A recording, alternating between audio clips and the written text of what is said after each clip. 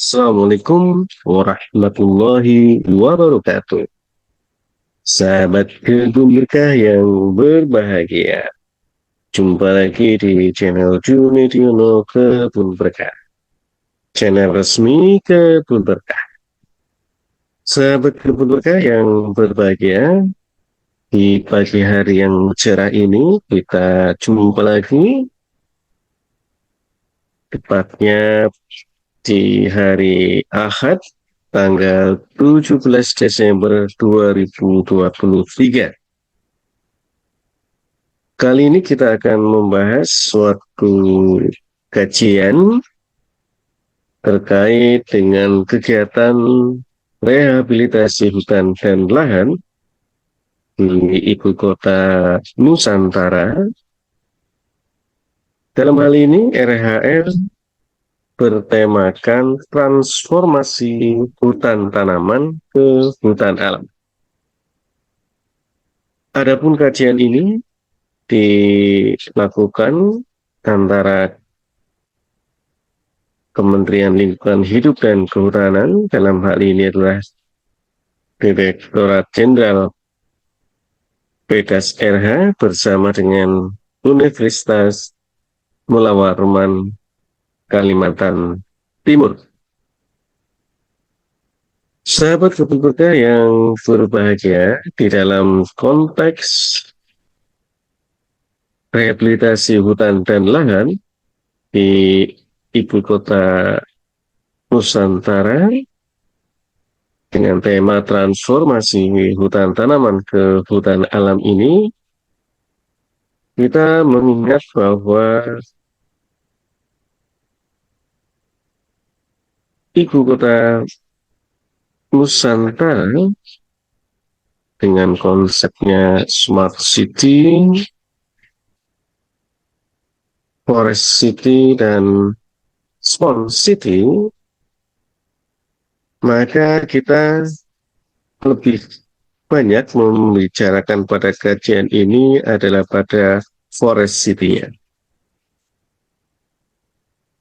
IKN berlokasi di dalam dan di sekitar kawasan hutan yang memiliki keanekaragaman hayati tinggi, sehingga perencanaan dan pembangunan perlu difokuskan pada upaya untuk mempertahankan dan merestorasi hutan. Penerapan konsep Forest City di wilayah IKN tidak hanya menghutankan kembali kota yang telah terbangun dengan penyediaan ruang terbuka hijau atau RTH, namun juga mengembalikan fungsinya sebagai hutan hujan tropis atau tropical rainforest. Pemanfaatan kota hutan tetap merujuk pada ciri yang dikembangkan, yaitu dominasi vegetasi hutan dan tutupan pohon yang luas dan masih relevan dengan kondisi dan kebutuhan pembangunan IKN. Oleh karenanya, pemaknaan Forest City yang lebih sesuai adalah kota dengan menggunakan pendekatan landscape yang terintegrasi dan merupakan kota yang didominasi oleh bentang landscape terstruktur hutan atau RTH yang memiliki fungsi jasa ekosistem hutan dan bertujuan untuk menciptakan kehidupan yang berdampingan dan bersinergi dengan alam. Di dalam konsep pembangunannya, Forest City dirancang sesuai kondisi alam untuk menciptakan kehidupan yang berdampingan dengan alam, mendukung pembangunan berkelanjutan dengan memaksimalkan penyerapan karbon, konservasi keanekaragaman hayati, serta pengelolaan lingkungan untuk meningkatkan kualitas lingkungan hidup. Upaya mewujudkannya adalah berbasis prinsip pengelolaan daerah aliran sungai atau DAS yang memiliki jaringan ruang hijau yang terstruktur, memanfaatkan pengembangan 50% wilayah, konsumsi air harus efisien, beban pemenuhan konsumsi penduduknya rendah, memiliki kualitas udara yang baik, dan suhu udara rataan sejuk, kualitas air permukaan yang baik, melindungi habitat satwa, serta memiliki kualitas tutupan lahan yang baik, dan revitalisasinya landscape hutan hujan tropis. Pembangunan kota hendaknya meminimalkan kerusakan ekosistem alami yang ada atau dapat mempertahankan ekosistem alami tersebut, termasuk di dalamnya habitat alami bagi satwa ataupun tumbuhan, dan menjamin keberlanjutan hutan dengan melindungi ataupun merestorasi kembali ekosistem hutan untuk perbaikan kualitas lingkungan. Dengan kondisi ikan yang mayoritas lahannya berada di dalam kawasan hutan, perlu diciptakan kota yang dibangun di dalam hutan untuk menjamin IKN tetap mendukung peran Kalimantan sebagai paru-paru dunia. Hal ini dalam rangka menciptakan pembangunan kota yang mengakomodir interaksi manusia dengan alam dan terkoneksi dengan alam dan hutan di dalam dan sekitar kota. Secara praktis, implementasinya dapat berupa penyediaan RTH pada kawasan perkotaan termasuk koridor hijau. Sahabat kebun berkah yang berbahagia, terkait dengan smart city dan forest city, terutama forest city, maka kita harus mengetahui ekosistem hutan hujan tropis. Berdasarkan ketinggiannya, salah satu jenis hutan di Indonesia adalah hutan dataran rendah, lowland forest, yang memiliki vegetasi pohon yang beragam. Hutan dataran rendah adalah bentuk hutan yang terletak setelah hutan pantai yang tumbuh berkembang di wilayah dataran rendah dengan ketinggian antara 5 hingga 1000 meter di atas permukaan laut. Struktur hutan di wilayah dataran rendah sangat beragam atau kompleks dan juga disebut dengan hutan hujan, rainforest. Hutan dataran rendah adalah kawasan vegetasi yang membentuk formasi hutan dengan ciri-ciri curah hujan antara 2.500 sampai 3.000 mm per tahun, rataan temperatur bulanan di atas 18 derajat Celcius yang terjadi sepanjang tahun. Hutan dataran rendah memiliki vegetasi paling kaya dibanding dengan jenis hutan lainnya. Hutan ini memiliki berbagai jenis makhluk hidup dalam jumlah banyak dan beragam, serta memiliki nilai sumber daya alam yang tinggi. Lahan seluas 1 hektar di hutan dataran rendah dapat dihuni oleh 100 hingga 200 jenis tumbuhan. Pepohonan tumbuh dengan rapat dan lebat serta selalu hijau sepanjang tahun.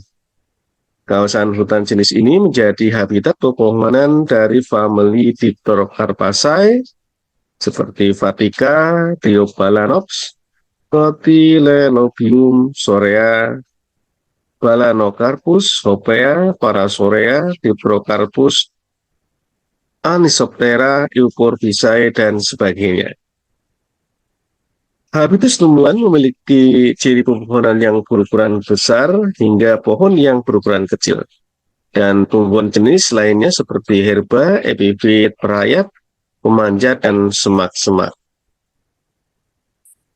Kawasan hutan didominasi oleh jenis pepohonan berukuran besar mencapai 70 meter. Pepohonan besar yang tumbuh berkembang di hutan ini dapat membentuk tajuk yang berlapis-lapis atau membentuk layer.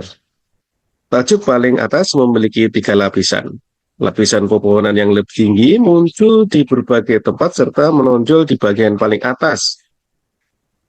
Kemudian disebut dengan kanopi hutan. Bagian ini juga dikenal dengan nama sebutan emergent. Sebutan tersebut dapat tumbuh sendiri-sendiri, namun terkadang juga tumbuh secara bergelombol. namun dengan jumlah yang tidak terlalu banyak. Pepohonan tertinggi yang ada di hutan dataran rendah dapat memiliki batang bebas cabang lebih dari 30 meter dan lingkar batang hingga 4,5 meter. Lapisan kanopi hutan memiliki tinggi rata-rata 24 meter hingga 36 meter. Lapisan tajuk bawah berupa pepohonan muda yang tertekan dalam proses pertumbuhannya. Hutan dataran rendah memiliki 3 zona pepohonan, yaitu zona eufotik, yang merupakan zona lapisan pepohonan yang terdiri atas kanopi pepohonan yang menerima cahaya matahari dalam jumlah besar. Yang keduanya adalah zona oligofotik, merupakan zona lapisan pepohonan dari mulai batas bawah kanopi pohon sampai dengan bagian lantai hutan. Dan yang ketiga adalah zona akar, merupakan zona lapisan yang terletak di dalam tanah kawasan hutan dalam sistem perakaran pohon.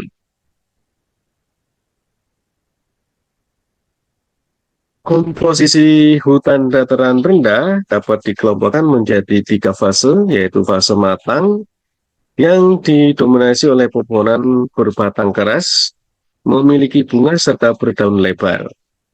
Pepohonan yang tumbuh di fase matang ini adalah golongan pohon dari keluarga meranti atau Dipterocarpaceae, keluarga beringin Moraceae, keluarga palem Palmae, serta beberapa jenis pohon dari keluarga tumbuhan Deciduous, di mana jenis tumbuhan ini merupakan jenis pohon yang dapat menggugurkan daunnya saat musim kemarau tiba. Yang kedua adalah fase rintisan, merupakan fase yang didominasi oleh jenis-jenis rerumputan, jenis pohon dari keluarga beringin, keluarga pisang, dan keluarga polong-polongan. Fase yang selanjutnya atau yang ketiga adalah fase lanjutan, merupakan fase yang banyak ditumbuhi oleh tumbuh-tumbuhan sejenis keluarga beringin, polong-polongan, makaranga, dan Anthocephalos. Makaranga pada posisi fase lanjutan. Hutan dataran rendah dapat bermanfaat sebagai penyubur tanah. Hal tersebut karena kawasan hutan ini memiliki banyak pepohonan di mana daun dari pepohonan tersebut akan gugur ke tanah dan terurai menjadi humus. Humus tersebut dapat menyuburkan tanah di kawasan hutan dan sekitarnya.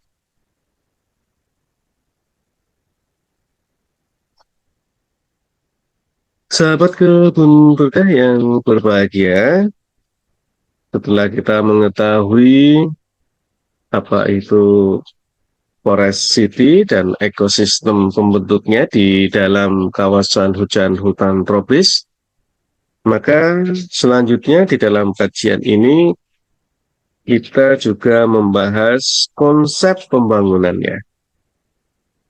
Adapun di dalam pembahasan konsep pembangunan ada beberapa topik yang dibahas. Yang pertama adalah replika hutan hujan tropis. Hutan hujan tropis Kalimantan adalah salah satu komunitas tanaman yang paling beragam di bumi. Ini berdasarkan perkataan Phillips dan kawan-kawan di tahun 94 dan ditulis di dalam Slick dan kawan-kawan di 2003. Ekosistem hutan hujan tropis menempati luasan tersebar di Kalimantan yang terdiri dari hutan campuran Dipterocarpa, terutama didominasi oleh asosiasi spesies dari famili Dipterocarpaceae, yang kanopinya dapat mencapai ketinggian 40 sampai 60 meter dengan tajuk yang berstruktur atau berlapis-lapis atau membentuk layer. Struktur tegakan dan komposisi floristik hutan ini secara spasial bervariasi sehubungan dengan perbedaan ketinggian, karakteristik tanah, bahan induk, drainase, dan gangguan-gangguan yang terjadi. Replika hutan hujan tropis merupakan ekosistem buatan yang dirancang sedemikian rupa sehingga menyerupai kondisi ekosistem hutan hujan tropis. Ya. Bahasan yang kedua atau tema yang kedua di dalam konsep pembangunan hutan hujan tropis adalah pembangunan hijau dan rendah karbon. Pembangunan ekonomi hijau, penerapan model bisnis dengan mengedepankan pembangunan inklusif, pengurangan emisi gas rumah kaca, juga untuk memastikan pengelolaan dan restorasi sumber daya alam harus mendasari pembangunan ekonomi berkelanjutan. Pembangunan rendah karbon (low carbon development) adalah platform pembangunan baru untuk mempertahankan pertumbuhan ekonomi dan sosial melalui aktivitas dengan emisi gas rumah kaca dan intensitas emisi gas rumah kaca yang rendah serta mengurangi pembangunan sumber daya alam. Prinsip ini harus dijalankan guna mendukung pembangunan berkelanjutan yang mampu menyeimbangkan aspek ekonomi, sosial, dan lingkungan. Dan dalam konteks tersebut, pembangunan hutan di IKN harus menjadi yang terdepan ya. Forest City di IKN harus menjadi yang terdepan dalam pembangunan berkelanjutan dan menginisiasi LCD dan bersiap untuk mengimplementasikan mekanisme green finance. Perlindungan dan pengelolaan lingkungan hidup di IKN dilaksanakan berdasarkan rencana induk IKN dan rencana tata ruangnya dengan mempertimbangkan aspek daya dukung, daya tampung lingkungan hidup sesuai dengan ketentuan perundang-undangan. Sahabat kebun berkah yang berbahagia, konsep pembangunan yang ketiga yang dibicarakan adalah jasa lingkungan. Jasa lingkungan sebagai provisioning, regulating, kultural, maupun supporting dapat dimanfaatkan secara ekonomi tentunya dengan pengelolaan secara berkelanjutan. Berbagai penelitian telah dilakukan untuk menguji pengaruh hutan terhadap peningkatan kesehatan manusia. Seperti penelitian oleh Byung Sang tahun 2017 menunjukkan berada di hutan dapat meningkatkan sistem kekebalan tubuh, memperlancar sistem kardiovaskular, memperbaiki rasa nyeri, menaikkan sistem imun, meningkatkan produksi protein anti kanker, mengurangi depresi dan kecemasan, relaksasi mental, memperbaiki konsentrasi dan memori, meningkatkan rasa bahagia, hingga memulihkan seseorang dari kecanduan alkohol. Ini adalah fungsi hutan sebagai jasa lingkungan yang diteliti oleh Byung Sang tahun 2017. Peningkatan kesehatan sistem imun secara healing dan pereda stres dapat dijadikan nilai tambah yang menjual kegiatan ekowisata. Kegiatan forest terapi tidak seperti ekowisata biasa, melainkan perlu beberapa ketentuan khusus yang mendukung fungsi hutan sebagai terapis. Di antaranya dengan menunjuk spot-spot khusus yang memiliki fungsi terapi, membuat jalur terapi, membatasi jumlah pengunjung, menyediakan alat pengukur kesehatan, dan menyediakan beberapa paket khusus terapi alami. Dengan dibentuknya kegiatan ekowisata ini, pembangunan ekonomi berbasis hutan tidak hanya menguntungkan aspek ekonomi dan ekologi semata, namun juga dapat menguntungkan aspek sosial karena kegiatan ekowisata di hutan akan banyak melibatkan masyarakat di sekitar kawasan hutan dalam pengelolaannya. Masyarakat dapat dikembangkan untuk turut bekerja di dalamnya, misalkan menjadi guide, ataupun sebagai terapis, menjaga spot tadi, atau sekedar menjaga loket dan berjualan seperti obat herbal atau HHBK di dalam kawasan ekowisata. Selain dengan skema ekowisata, pengoptimalan jasa lingkungan hutan tanpa sedikit pun menghilangkan unsur ekosistemnya juga dapat dilakukan melalui pengoptimalan jasa lingkungan regulating iklim, seperti dengan perdagangan karbon.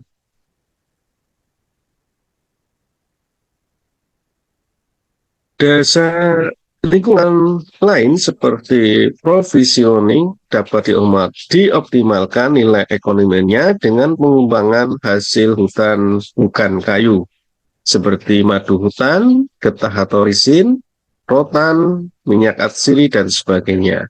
Usaha ini dapat dikembangkan oleh masyarakat sekitar kawasan hutan untuk meningkatkan perekonomian dengan menjaga ketiga fungsi jasa lingkungan, yaitu kultural, regulating, dan provisioning.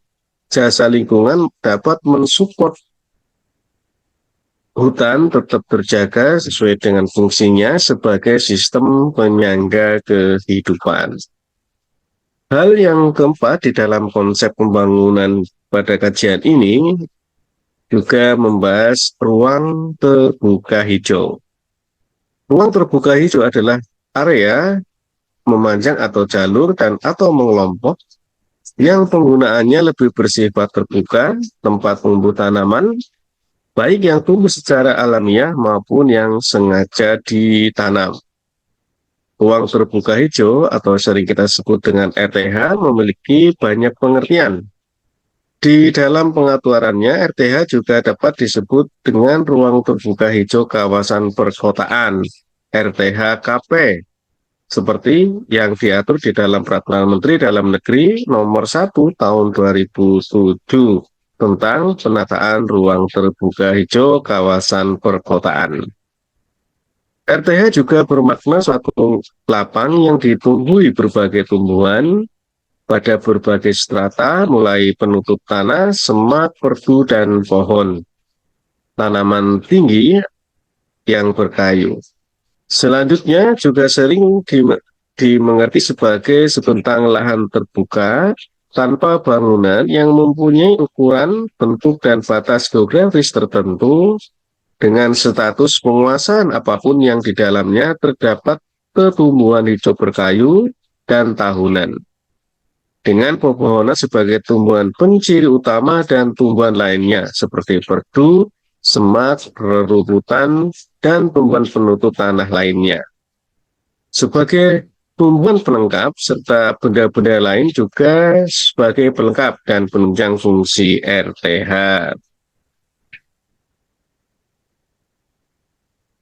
Sahabat kebun berkah yang berbahagia, rencana pembangunan IKN juga mempertimbangkan prinsip dasar lingkungan hidup dengan ditunjukkan integrasi antara proyeksi populasi pada rencana induk IKN dan hasil analisis daya dukung dan daya tampung lingkungan hidup pada kajian lingkungan hidup strategis.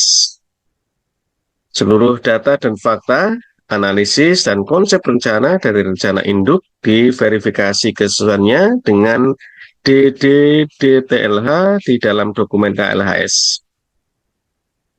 Elemen rencana induk IKN diverifikasi adalah tata ruang, proyeksi populasi, keanekaragaman hayati, ketahanan pangan, infrastruktur air, infrastruktur energi, dan infrastruktur limbah.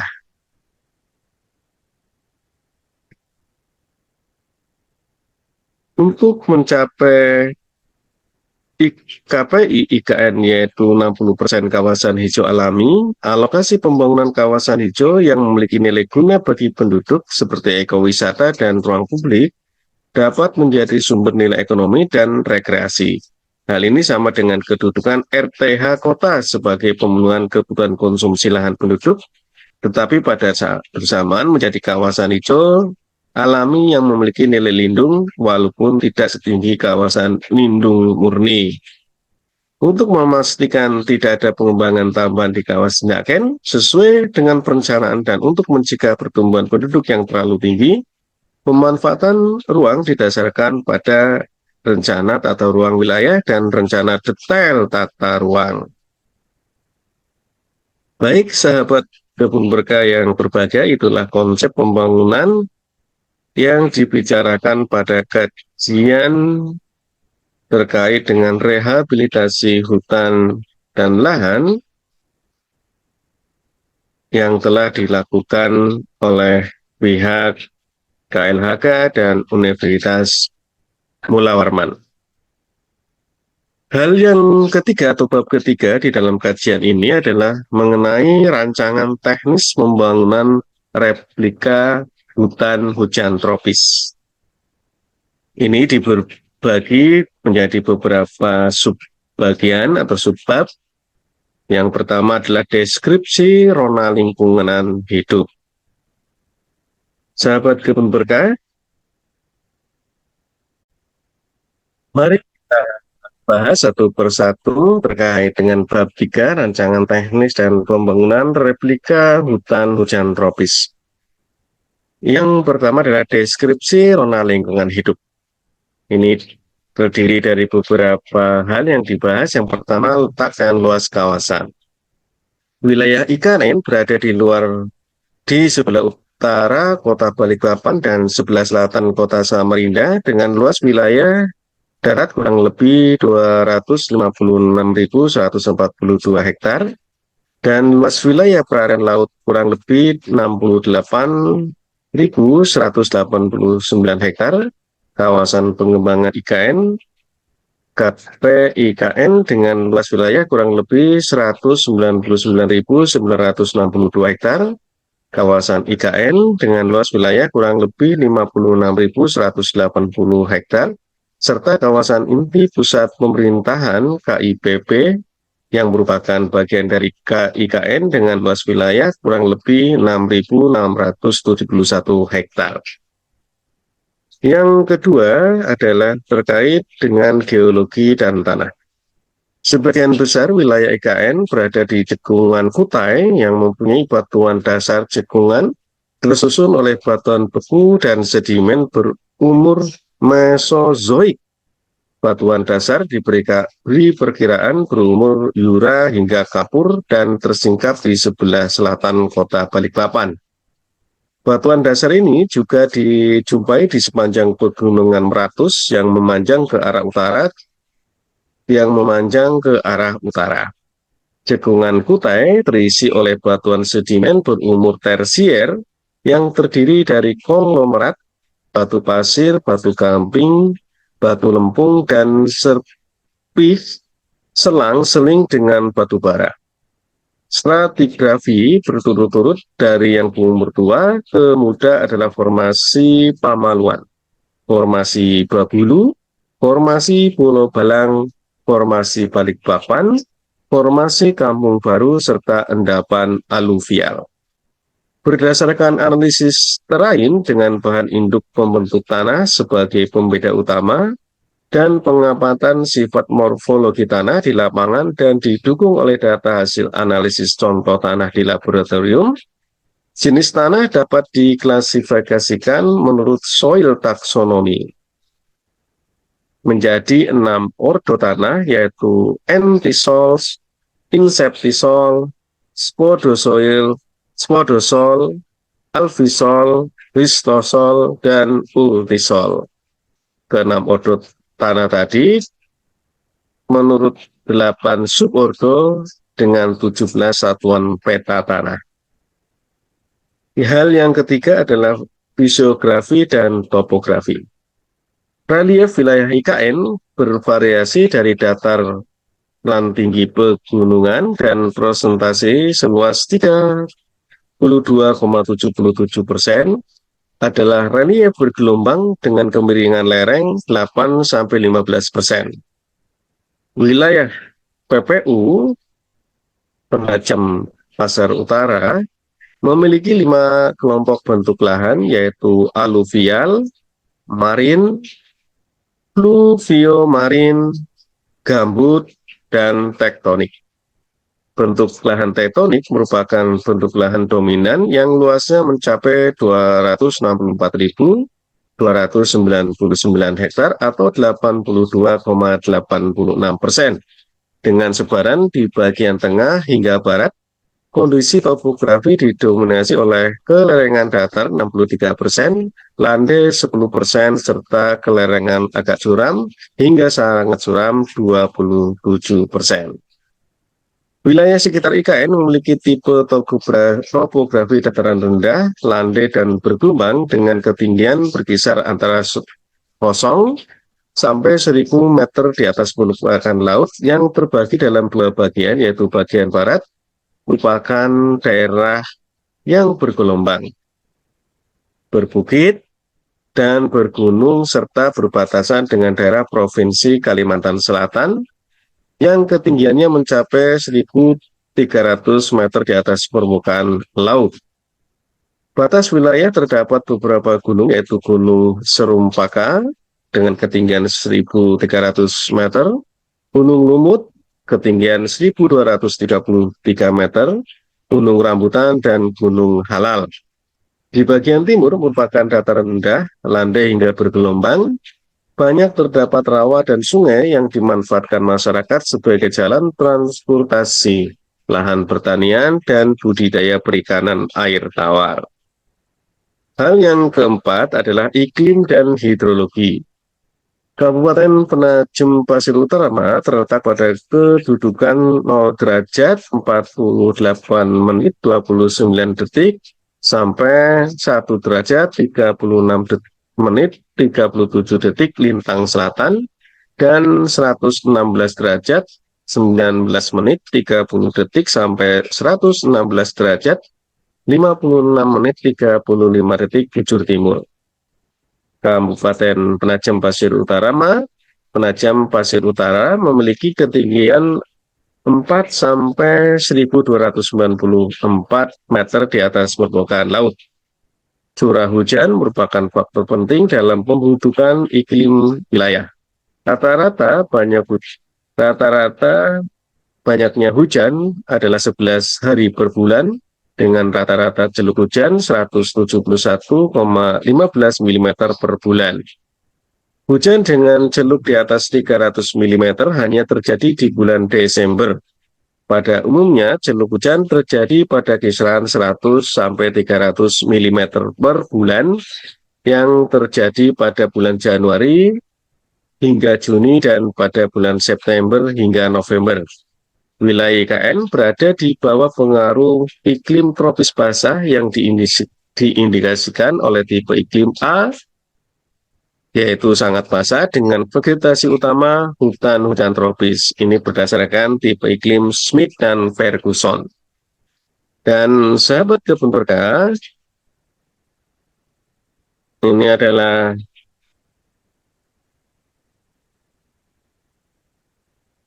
kita coba lihat tabel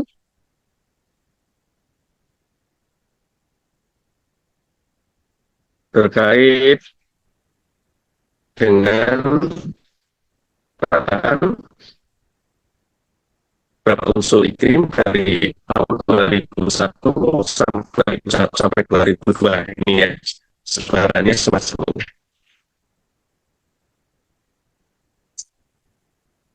Jadi sebagian besar kawasan IKN berada di wilayah subdas Sepaku, Barian, serta subdas dengan sungai-sungai utama, yaitu Sungai Tolik Kanan, Sungai Sepaku, Sungai Daung Dalam, serta Sungai Barian.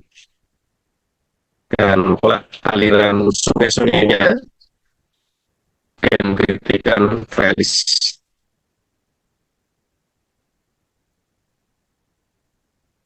Baik sahabat kebun berkah yang berbahagia, hal yang kelima adalah flora dan fauna. Secara umum, wilayah IKN bermula dari hutan hujan tropis alami yang telah mengalami eksploitasi sangat intensif, baik pengusahaan hasil hutan kayu, hutan alam, maupun hutan tanaman. Bahkan pada kurun waktu terakhir ini juga terjadi ada penambangan batu bara dan juga telah dilakukan rehabilitasi hutan lahan pasca penambangan. Jenis-jenis flora yang masih dapat dijumpai adalah makaranga atau mahar ya, Sorea leavis, bangkire, Vitex pinnata laban, Ficus sp, beringin, Dipterocarpus sp, tempudau, patika resak, Nopopetalum sp, perupuk, dua bangga molukana kalam, Delina sp, simpur, serta jenis-jenis utama yang dikembangkan sebagai tanaman industri seperti Eucalyptus pelita atau leda dan Acacia mangium acacia. Adapun jenis-jenis fauna yang bisa dijumpai adalah rusa sambar, orang utan, beruang madu, owa, kijang, kucing tandang, musang, musang galing, babi hutan, pelanduk kancil, kera ekor panjang, landak, bajing ekor panjang, garangan, beruk, bajing, jelarang belalang, tenggalung malaya, lukung merah, kalong kecil, kelelawar lapet, tupai bergaris, serta beberapa jenis burung dari famili yang masih dapat kita jumpai adalah enggang, madu, sempidan, kedasih, cabai gunung, takorimba, talasina, luntur gunung, gelatik, takur, rujukan, dan pelanduk semak. Ini adalah flora dan fauna yang masih kita jumpai di sana. Sahabat kebun berkah yang berbahagia, hal yang kedua yang dibahas di dalam rancangan teknis pembangunan replika hutan hujan tropis adalah tujuan pembangunan ekosistem hutan hujan tropis. Pemaknaan kota hutan adalah landscape terintegrasi dan didominasi oleh struktur hutan dan atau RTH guna menyediakan jasa ekosistem hutan sebagai pendukung kehidupan yang berdampingan dan bersinergi dengan alam.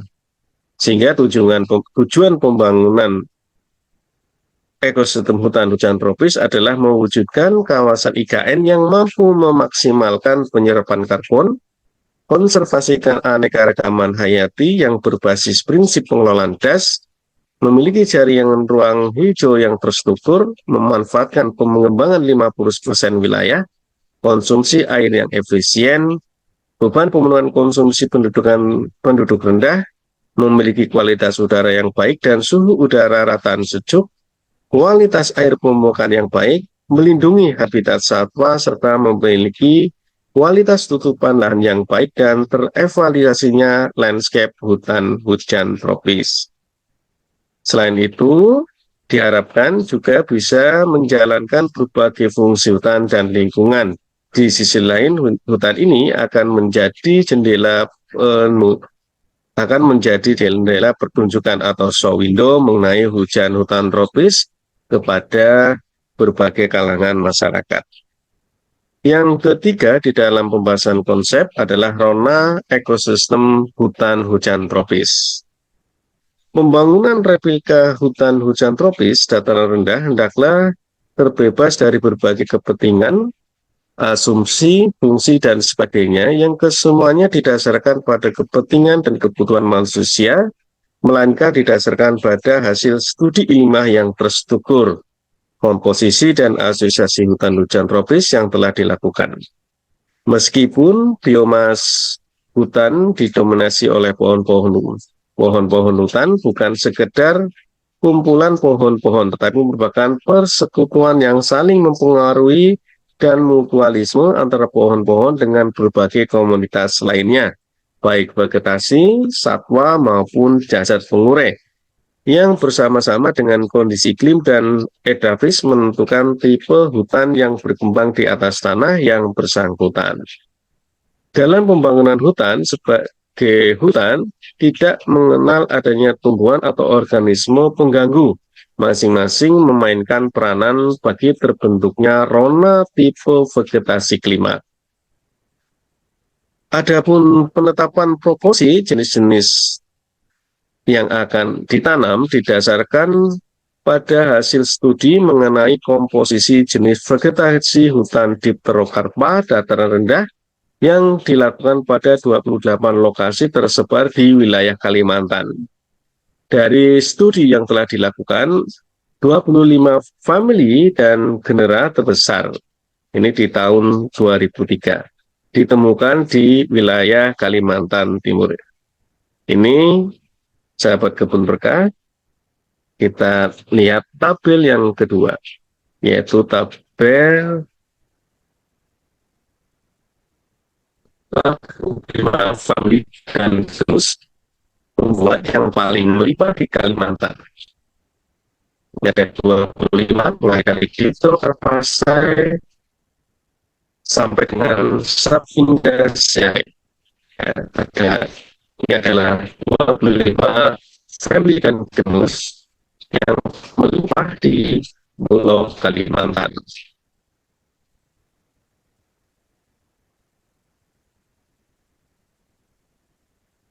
Komposisi jenis yang ditanam menyesuaikan dengan distribusi dan asosiasinya pada habitat alaminya.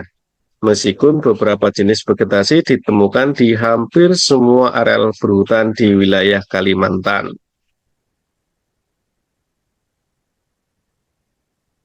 Sahabat kebun berkah, adapun komposisi jenis vegetasi hutan Dipterokarpa pada areal dengan fisiografi landai dan pada areal dengan vegetasi berbukit akan ditunjukkan pada tabel yang ketiga. Ini sahabat kebun berkah.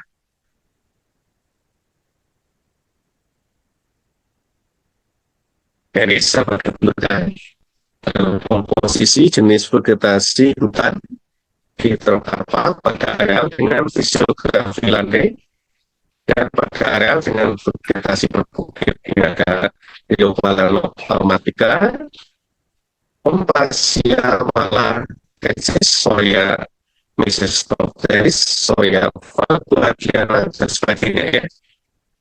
Ini adalah komposisi jenisnya, sumber dari Davis dan Vector. Ya, jangan lupa ya, harus mendapat pertimbangan di dalam melakukan kegiatan rehabilitasi hutan dan lahan untuk melakukan transformasi hutan alam menjadi hutan tanaman, menjadi hutan alam hujan tropis. Hal yang ketiga di dalam konsep pembangunan RHL adalah metode pelaksanaan kegiatan. Replika hutan hujan tropis di wilayah IKN dibangun dengan sangat mempertimbangkan beberapa hal. Yang pertama adalah keragaman fisiografi.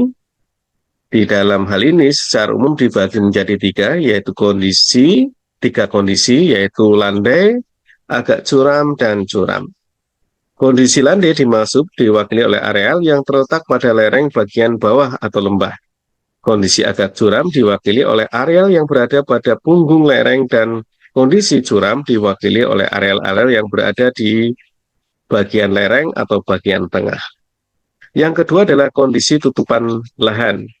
Wilayah yang kondisi tutupan lahan dikelompokkan juga menjadi tiga, yaitu berupa lahan dengan tutupan hutan tanaman Eucalyptus palita, lahan tutupan dengan vegetasi lainnya atau semak belukar, dan lahan terbuka. Ya, jadi ada tiga kondisi tutupan lahan. Yang pertama adalah tutupan lahan tanaman hutan tanaman yang berupa Eucalyptus palita, lahan tanpa tutupan vegetasi atau lahan terbuka, dan ketiga adalah lahan dengan tutupan semak belukar rendah hingga sedang. Ya, pada pembangunan konsep ini, khusus untuk kondisi tutupan lahan menjadi tiga, ya sahabat kebun berkah. Ingat-ingat, yang pertama adalah hutan tanaman, dalam hal ini adalah eukaliptus.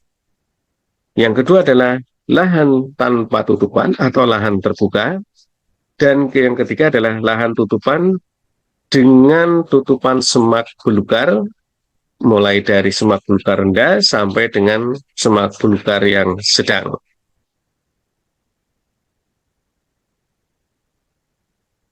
Lalu yang ketiga adalah stratifikasi hutan hujan tropis. Stratifikasi hutan hujan tropis terdiri dari 4 strata, yaitu berupa lapisan tajuk kanopi atau emergent, kanopi atas atau upper kanopi, kanopi bawah under story, dan lantai hutan atau forest floor. Replika hutan hujan tropis dibangun dengan tegakan yang nantinya akan menciptakan 3 strata teratas hutan hujan tropis klimat, sehingga dalam pembangunnya akan ditanam pohon-pohonan dominan yang menyusun lapisan tajuk kanopi, pohon kodominan yang akan menyusun kanopi atas, serta pohon-pohon toleran yang akan menyusun lapisan bawah kanopi hutan. Yang keempat yang dibahas dalam konsep ini adalah jenis-jenis pohon yang dipilih. Jenis-jenis pohon yang dipilih utamanya adalah jenis yang dijumpai pada hutan Dipterocarpa dataran rendah, lowland Dipterocarp forest, walaupun tidak menutup kemungkinan untuk menghadirkan jenis-jenis pohon yang tumbuh di hutan hujan tropis di luar Pulau Kalimantan. Yang kelima adalah asosiasi antar jenis. Asosiasi antar jenis yang sudah kami sebutkan yaitu pohon-pohon dominan, kodominan maupun pohon toleran serta pionir dalam satu ruang tumbuh. Yang keenam ada jumlah pohon per hektar. Di hutan hujan tropis minimal kurang lebih ada 320 pohon ya di dalam 1 hektarnya. Yang ketujuh, sifat-sifat tanah baik morfologi, fisik dan kimia beserta kondisi lingkungannya. Sahabat kebun berkah yang berbahagia, berdasarkan hal-hal tersebut, maka pembangunan hutan hujan tropis di wilayah IKN akan mengikuti rancangan sebagai berikut. Dalam luas 1 hektar terbagi ke dalam 25 klaster berdasarkan asosiasi antar jenis pohon baik dominan, kodominan, toleran, maupun pionir. Ruang tumbuh untuk tiap klaster seluas kurang lebih 400 meter persegi atau dengan ukuran plot 20 meter kali 20 meter. Yang kedua, bahwa setiap klaster di dalam 16 pohon untuk lahan terbuka dan lahan dengan tutupan semak belukar rendah, dan 12 pohon untuk tutupan hutan tanaman eukaliptus pelita dengan komposisi yang nanti akan disajikan ya. Nanti sahabat kebun berkah akan melihat tabel 4 ya, yang berisi penetapan jumlah pohon setiap strata untuk setiap kluster asosiasi dalam pembangunan replika hutan hujan tropis. Yang ketiga adalah bahwa pohon jenis pioner berfungsi sebagai penaung awal bagi pohon lainnya yang ditanam sehingga penanaman jenis pioner ini tidak diperlukan di lahan dengan tutupan tegakan. Karena tadi ada 3 ya, ada yang tertutup tegakan hutan tanaman, eukaliptus, maupun yang ada semak belukarnya. Jadi pohon-pohon jenis pioner lebih diperlukan pada posisi lahan-lahan terbuka atau lahan tanpa tutupan. Baik, ini kita ketengahkan tabel keempat untuk sahabat kebun berkah.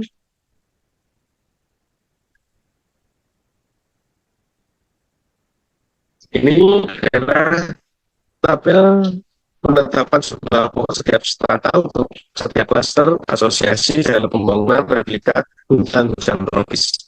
Ada sekitar 4 ya, kita dominan, kodominan, toleran ya, toleran dan pionir. Ini sudah kita tentukan ya, terkait dengan klusternya juga kita sudah tentukan. Yang keempat terkait dengan tata letak pohon dominan, toleran, dan pionir di lapang akan multi-desain ini. Ya, ini ada satu, itu adalah pohon dominan ini ya. Yang nomor 2, simbol nomor 2 adalah pohon dominan, nomor 3 adalah pohon toleran, ya. Nomor 4 adalah pionir.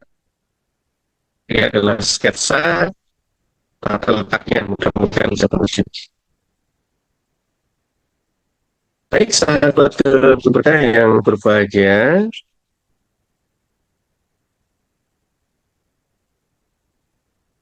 kita juga akan mengenal asosiasi jenis pohon dominan, kodominan, dan toleran untuk setiap klasternya berdasarkan fisiografi lahan. Ini sahabat kebun berkah dapat melihat pada tampilan layar nomor 1 sampai dengan 14.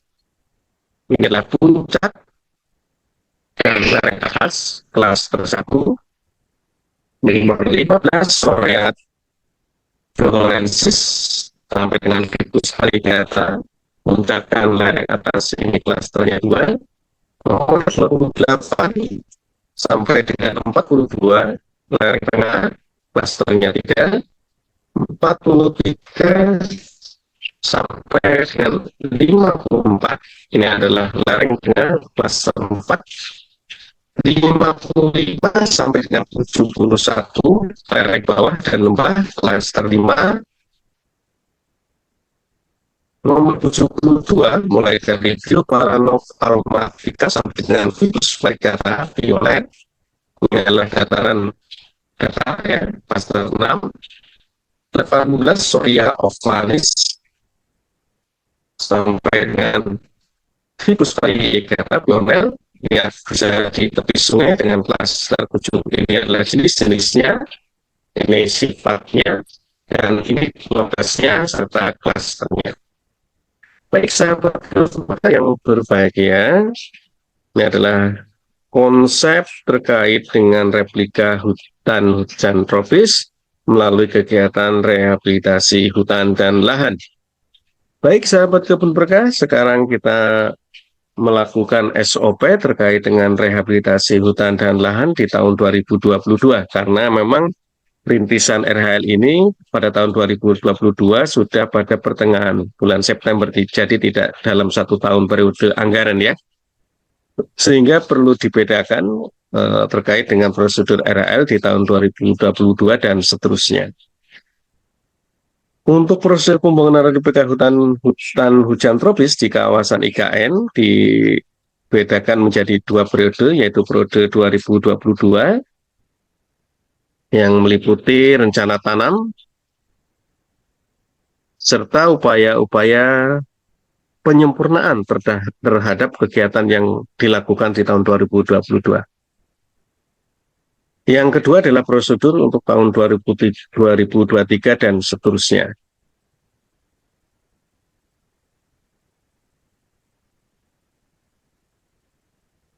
Pada tahun 2022, di pertengahan sekitar bulan September ya, kita sudah melakukan kegiatan replika hutan hujan tropis di 2 lokasi, yaitu lokasi yang tidak ada tutupan hutannya atau lahan terbuka, dan pada lokasi dengan tutupan tanaman eukaliptus.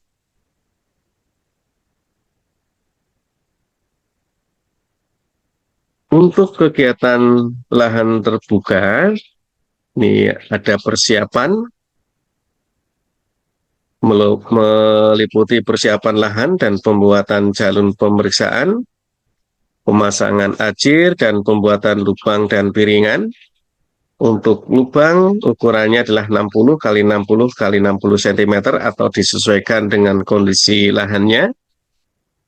Dan pada lubang ditambahkan pembena tanah, ada campuran kompos maupun biochar. Langkah di dalam persiapan adalah penyediaan bibit tanaman pionir yang ditanam berukuran antara tinggi 30-40 cm dari jenis bangur ya, fast growing species, dan jenis berumur panjang dengan ukuran tinggi minimal 50 cm. Bibit yang ditanam berbatang lurus, kokoh, dan berkayus, sehat, tidak terserang hama dan penyakit, daun berwarna hijau, dan jumlah seimbang pada setiap cabangnya. Perakaran membentuk gumpalan kompak dengan media tumbuh atau dengan indeks mutu bibit di atas 0,3. Langkah yang selanjutnya di dalam persiapan adalah distribusi bibit. Distribusi bibit ke lubang tanam dilakukan dengan pengangkutan bibit dari lokasi persemaian atau tempat pengumpulan bibit sementara ke lubang tanam. Distribusi bibit ke lubang tanam dilakukan sesaat sebelum dilakukan penanaman. Langkah selanjutnya adalah penanaman. Pola penanaman yang digunakan di dalam tutupan lahan eukaliptus adalah 625 batang per hektar dengan jenis-jenis endemik lokal Kalimantan berdaun panjang yang bersifat toleran, sebagaimana klasterifikasi dan jenis tanaman yang sudah kita sebutkan di atas ya. Dan untuk lahan terbuka dilakukan dengan pola tanam 1.100 batang per hektar. Langkah yang selanjutnya adalah pemeliharaan. Pemeliharaan intensif dilakukan terhadap tanaman pokok selama 4 tahun, mulai dari P1 sampai P4, terdiri atas kegiatan penyiangan, pendangiran, pemulsaan, penyulaman, pemupukan, pengendalian hama, serta pengaturan ruang tumbuh. Pemeliharaan berupa penyiangan dilakukan sampai 4 tahun dengan frekuensi 4 kali untuk P1-nya, 3 kali untuk pemeliharaan tahun keduanya atau P2, 2 kali untuk pemeliharaan tahun ketiga atau P3, dan 1 kali pada pemeliharaan tahun keempat atau P4.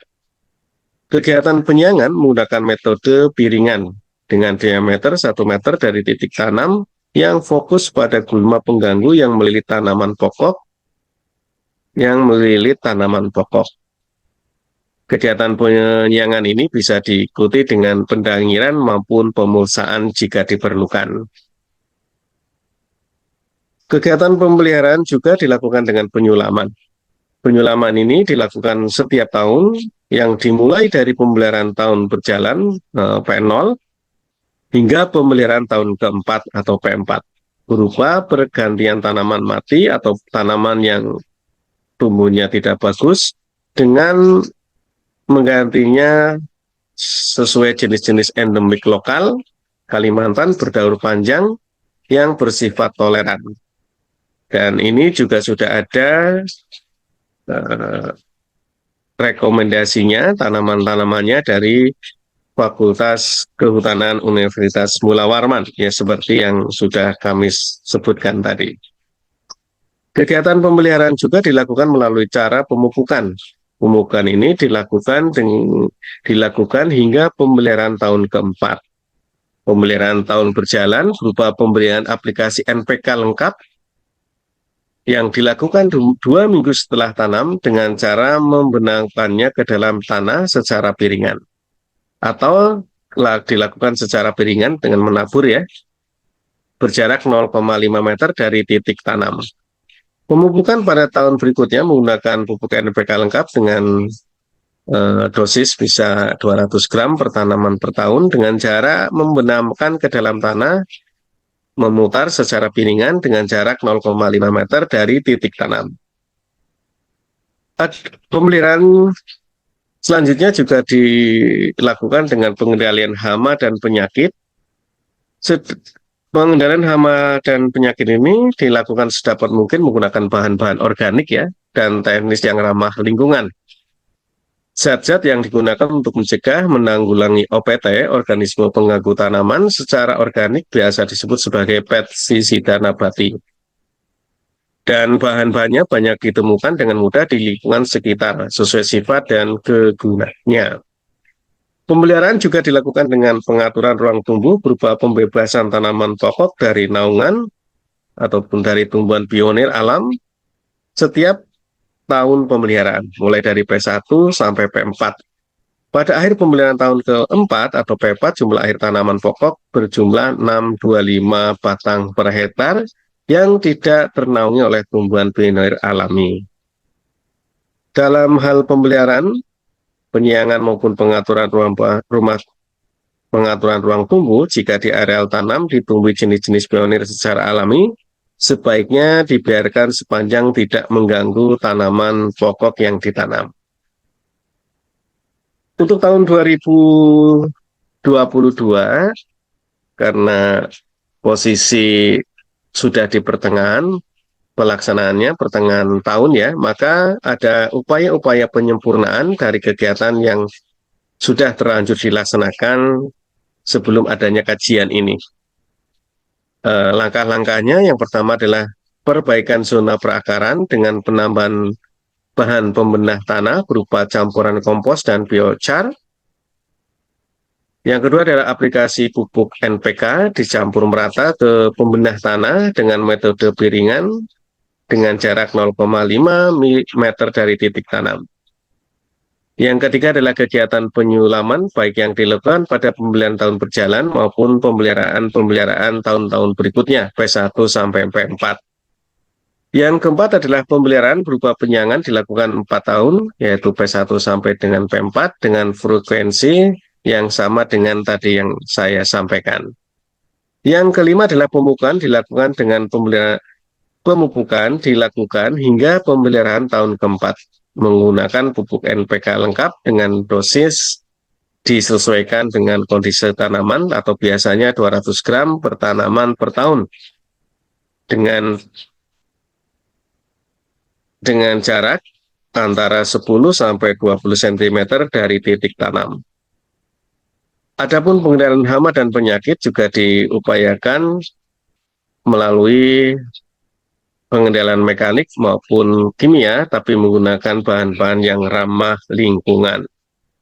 Yang selanjutnya juga dilakukan pengaturan ruang tumbuh berupa pembebasan tanaman pokok dari naungan tumbuhan pioner.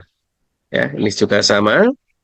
Dan dalam hal pemberian penyiangan maupun pengaturan ruang tumbuh, jika di areal tanam ditumbuh jenis-jenis pioner secara alami, sebaiknya dibiarkan sepanjang tidak mengganggu tanaman yang ditanam.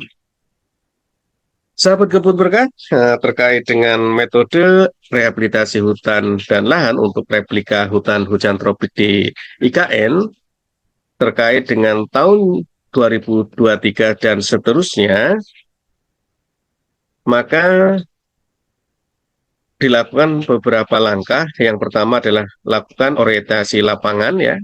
Orientasi lapangan ini digunakan untuk merancang kegiatan. Ya, rancangan kegiatan rehabilitasi hutan dan lahan.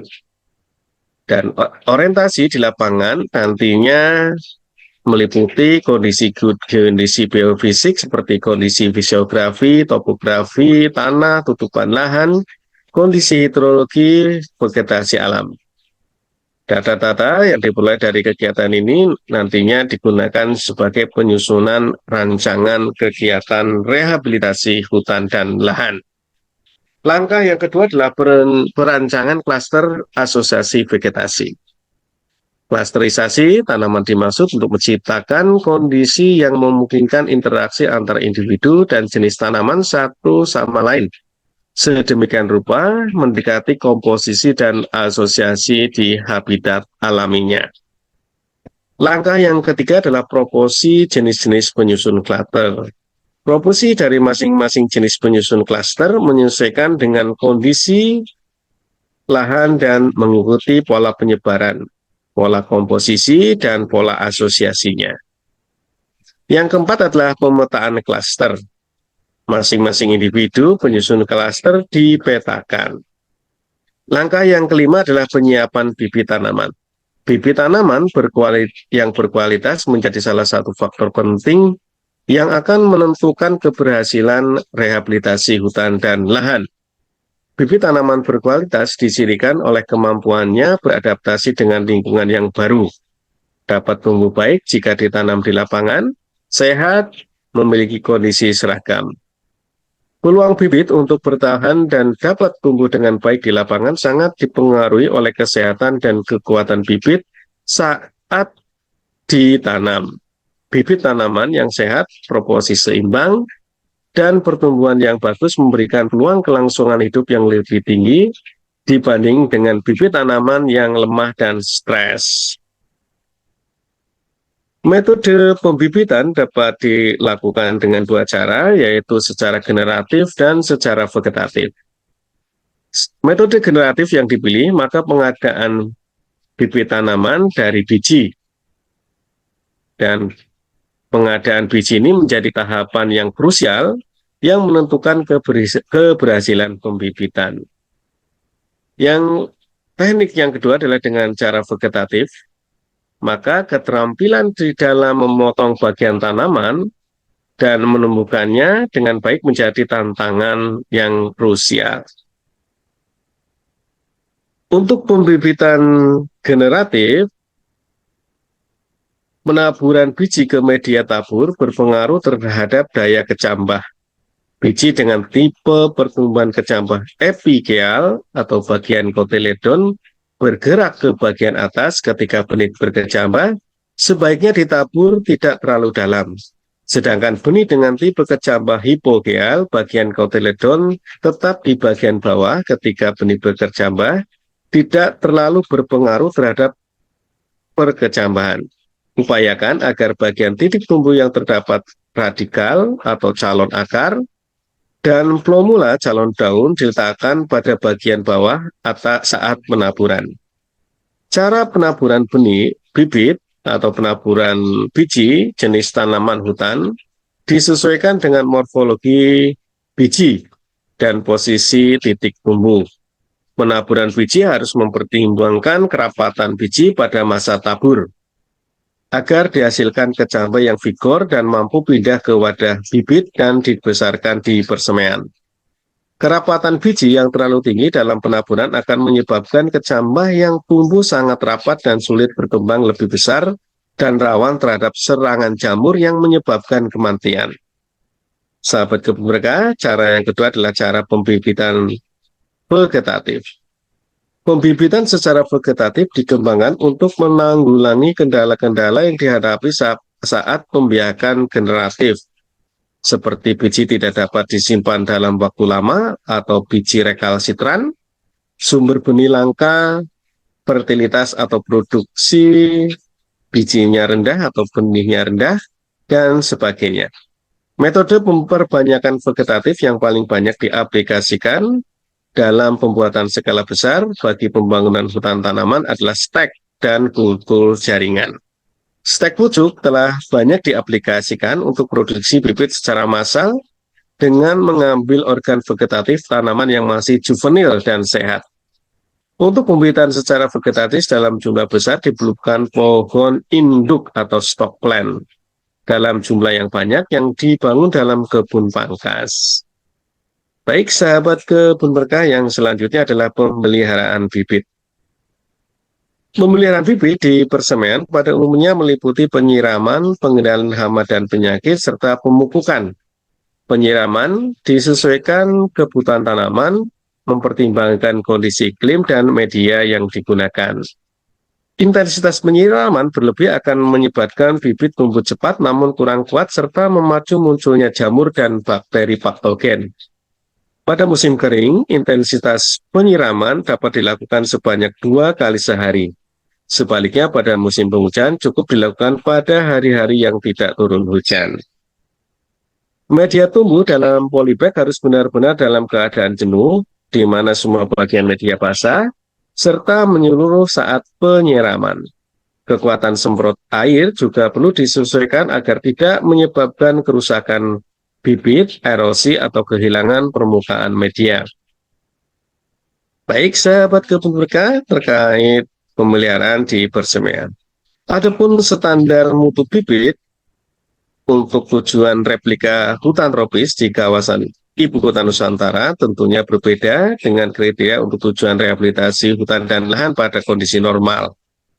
Penanaman untuk tujuan pembangunan forest city di wilayah IKN sangat direkomendasikan menggunakan tanaman berukuran besar dengan tinggi minimal 2 meter. Ukuran bibit yang lebih besar akan membantu tanaman memiliki kemampuan kompetisi dan bertahan hidup terhadap kondisi lingkungan tanaman yang ekstrim.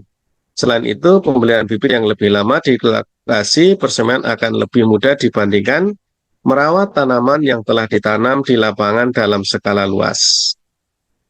Baik sahabat kebun berkah, yang selanjutnya terkait dengan penyiapan lahan. Penyiapan lahan dibagi menjadi 3 klasifikasi berdasarkan kondisi lahan. Ya, tadi ingat bahwa kita melakukan replikasi hutan hujan tropis ada 3 kondisi lahan, yaitu lahan terbuka tanpa tutupan hutan, lahan semak belukar dari rendah sampai sedang, dan lahan dengan tutupan hutan tanaman, yaitu eukaliptus maupun akasia. Kondisi hutan tanaman eukaliptus yang akan ditransformasi menjadi hutan tanaman di hutan alam tidak sejenis asli Kalimantan dapat dilakukan dengan beberapa hal. Kita tidak perlu melakukan pembersihan lahan ya. Dan yang kedua, kita membuat lubang tanaman disesuaikan dengan kondisi, mudah-mudahan bisa 60 kali 60 kali 60 ya, cm. Yang ketiga adalah aplikasi pembenah tanah, campuran vokasi maupun biochar maupun kompos ya, bisa dengan dosis 5 kg per lubang tanam.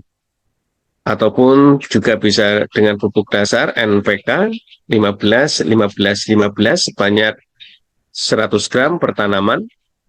Ini diaplikasikan setelah tanaman berumur minimal 2 minggu setelah tanam. Untuk kondisi lahan terbuka, maka ditanami dengan jenis-jenis indigenous Kalimantan, baik pioneer fast growing species, dan jenis-jenis klimak atau long life species. Yang perlu dipersiapkan dalam lahan ini adalah tidak perlu pembersihan lahan ya. Kita bisa membuat lubang sesuai dengan kondisi, namun disarankan 60 kali 60 kali 60 cm. Kita gunakan aplikasi pembenah tanah, kompos maupun biochar ya, dengan dosis 5 kg per lubang tanam. Dan bisa juga dengan NPK 15-15 sebanyak 100 gram per tanaman diaplikasikan pada tanaman sesudah 2 minggu minimal ditanam. Terus pada lahan yang belukar atau semak belukar adalah penanaman berbasis konsep percatatan suksesi berupa pengayaan jenis enrichment planting, dan dilakukan hal-hal sebagai berikut. Dilakukan pembersihan lahan seperlunya pada titik tanam dan sekitarnya. Ini radiusnya kurang lebih 1 meter. Yang kedua adalah lubang tanam. Ini disesuaikan dengan kondisi, bisa 60 kali 60 kali 60 cm. Aplikasi pembenah tanah seperti kompos maupun biochar sebanyak kurang lebih 5 kg per lubang tanam, serta aplikasi pupuk dasar ya, setelah 2 minggu minimal tanaman ditanam baru dikasih NPK 15-15-15. Langkah yang selanjutnya adalah penanaman. Penanaman dilakukan juga pada 3 kondisi lahan, yaitu lahan di bawah tanaman hutan tanaman, eukaliptus maupun akasia. Lahan ini memiliki rona awal berupa dominasi tanaman eukaliptus yang kemudian diprosesikan menjadi replika hutan hujan tropis. Pada penanaman di lahan ini, tanaman eukaliptus difungsikan sebagai tanaman pioner atau penaung, sehingga tanaman yang sudah ada tidak perlu ditebang. Sementara penanaman jenis endemik yang akan mengisi lapisan emergen, kodominan, dan toleran disesuaikan dengan cluster dan site, terutama pada rumpang yang terbentuk di antara tanaman eukaliptus. Pengaturan tersebut dimaksud untuk membentuk replika hutan hujan tropis yang berisi multijenis dan multistratum secara bertahap. Yang kedua adalah penanaman pada lahan terbuka atau pasca land clearing. Lahan ini memiliki rona awal berupa lahan terbuka sehingga penanaman dilakukan secara intensif, didahului dengan penanaman pioner sebagai penaung, kemudian baru tanaman endemik dengan multi jenis dan multi stratum sesuai klaterisasi. Pelaksanaan penanaman dapat dilakukan total pada tahun yang sama atau P0, dengan pertimbangan bahwa tanaman pionir fast growing species akan lebih cepat tumbuhnya dan membentuk naungan bagi pertumbuhan tanaman endemik. Meskipun semua jenis tersebut ditanam secara bersamaan ya. Jadi bisa bertahap atau bisa bersamaan asal tanaman pionirnya memang bisa tumbuh cepat dan diproyeksikan bisa menjadi tanaman naungan endemiknya. Lalu yang ketiga adalah penanaman pada lahan semak belukar ya. Rona awal lahan ini berupa dominasi belukar atau semak ya. Penanaman lahan belukar bisa menggunakan pola pengkayaan atau enrichment planting menggunakan jenis endemik lokal Kalimantan. Tumbuhan pionir yang tumbuh secara alami dapat difungsikan sebagai tumbuhan penaung sehingga tidak perlu dilakukan pembebasan atau tebangan ya. Sementara pada areal terbuka atau rumpang ditanam jenis-jenis endemik atau lokal Kalimantan multijenis dan multistratum menyelesaikan klasterisasi yang sudah kita sebut tadi. Pengaturan posisi dan jenis tanaman endemik tersebut akan membentuk replika hutan hujan tropis yang terdiri atas jenis sangat beragam dengan lapisan stratum yang bertingkat. Langkah yang kedelapan adalah pemeliharaan. Ini pemeliharaan juga sama ya, melalui penyiangan, pemupukan, dan lain sebagainya. Dan hampir sama dengan pemeliharaan yang sudah kami sebutkan di atas. Termasuk penyulaman dan pemupukan, serta pengendalian organisme pengganggu tanaman juga sama dengan apa yang sudah kami sampaikan. Sahabat kebun berkah, pada bab yang terakhir atau bab penutup atau bab keempat terkait dengan kajian rehabilitasi hutan lahan untuk transformasi hutan tanaman menjadi hutan hujan tropis adalah dilakukan pemantauan dan evaluasi. Jadi tidak dibiarkan saja, namun kegiatan-kegiatan rehabilitasi hutan untuk melakukan transformasi tadi harus dilakukan pemantauan dan evaluasi. Dari hasil pemantauan dan evaluasi tentunya ada adaptasi pengelolaan, ada hal-hal yang perlu dirubah, ada hal-hal yang perlu dipertahankan, maka kita harus beradaptasi di dalam pengelolaannya. Demikian sahabat kebun berkah terkait dengan kegiatan rehabilitasi hutan lahan untuk transformasi hutan tanaman menjadi hutan hujan tropis di wilayah ibu kota Nusantara. Mudah-mudahan bisa bermanfaat bagi kita semua dan bisa menghijaukan Kalimantan dengan tumbuhan-tumbuhan endemik yang multijenis dan multistrata, sehingga bisa berfungsi sebagai paru-paru dunia. Kalimantan menjadi paru-paru dunia. Terima kasih dan tetap semangat. Assalamualaikum warahmatullahi wabarakatuh.